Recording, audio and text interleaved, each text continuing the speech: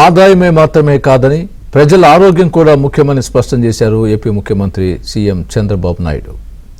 Alcohol content తక్కువ ఉన్న మద్యం ద్వారా ప్రజల ఆరోగ్యాన్ని కాపాడవచ్చన్నారు. గత వైసీపీ ప్రభుత్వ హయాంలో నాణ్యత లేని మద్యం కారణంగా లక్షల కుటుంబాలు నష్టపోయాయన్న విషయాన్ని గుర్తు చేశారు. మద్యం కారణంగా పేదల ఇళ్లు ఒళ్ళు గుల్ల కాకుండా చూడాలన్న భావంతో మార్పులు చేశామన్నారు.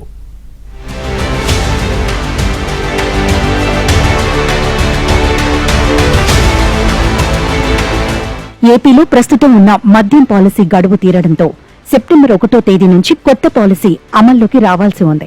ఈ సందర్భంగా సచివాలయంలో ఆబ్కారీ శాఖపై సీఎం చంద్రబాబు సమీక్ష నిర్వహించారు. కొత్త పాలసీపై ప్రతిపాదనల గురించి అధికారులు సీఎంకు వివరించారు.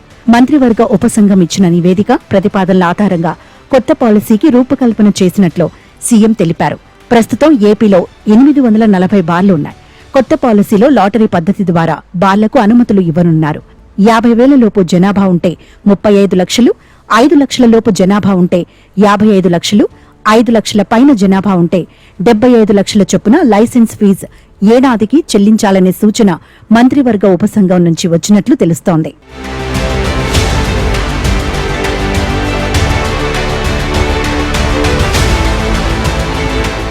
కొత్త పాలసీలో అప్లికేషన్ ఫీజు, లైసెన్స్ ఫీజు ద్వారా 700 కోట్ల ఆదాయం వస్తోందని అధికారులు అంచనా వేశారు.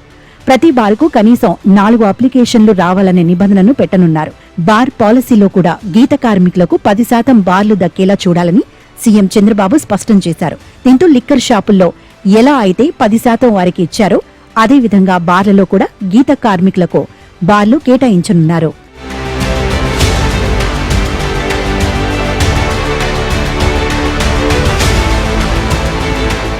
ఇతర రాష్ట్రాల సరిహద్దుల్లో లిక్కర్ సేల్స్ పెరగడానికి గల కారణాలు కూడా అధికారులు సీఎంకు వివరించారు. ఏపీలో రేట్లు తగ్గడం, అన్ని బ్రాండ్లు అందుబాటులో ఉండటం, నాణ్యమైన మద్యం దొరకడంతో ఏపీకి చెందిన వినియోగదారులు ఇక్కడే మద్యం కొనుగోలు చేస్తున్నారని చెప్పారు. దీంతో సరిహద్దు ప్రాంతాల్లోని లిక్కర్ షాపుల్లో సేల్స్ పెరగగా ఇతర రాష్ట్రాల్లో సేల్స్ తగ్గాయని అధికారులు తెలిపారు.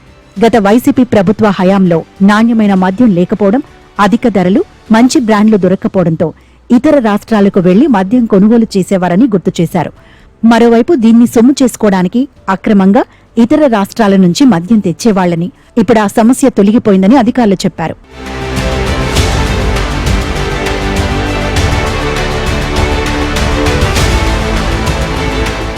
ప్రస్తుతం 12 జిల్లాల్లో పూర్తి స్థాయిలో ఐడీ లిక్కర్ ఫ్రీ జిల్లాలుగా ప్రకటించామని అధికారులు తెలిపారు. ఈ నెలలో మరో 8 జిల్లాలను ఐడీ లిక్కర్ ఫ్రీ జిల్లాలుగా ప్రకటిస్తామని చెప్పారు. సెప్టెంబర్ నాటికి మిగిలిన 6 జిల్లాలను కూడా ఐడీ లిక్కర్ ఫ్రీ జిల్లాలుగా ప్రకటిస్తామని అధికారులు సీఎంకు తెలిపారు.